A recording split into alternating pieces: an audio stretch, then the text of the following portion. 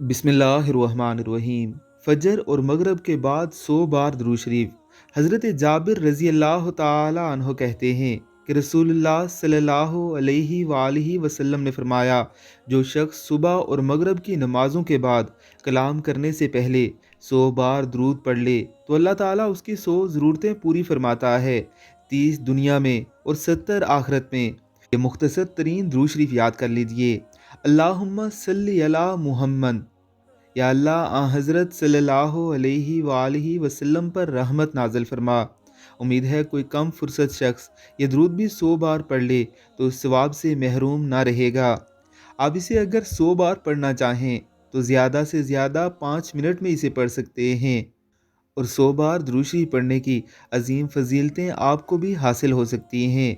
अल्लाह रब्बुल इज़्ज़त की ज़ात हम सबको तौफीक अता फ़रमाए। आमीन अल्लाहुम्मा आमीन।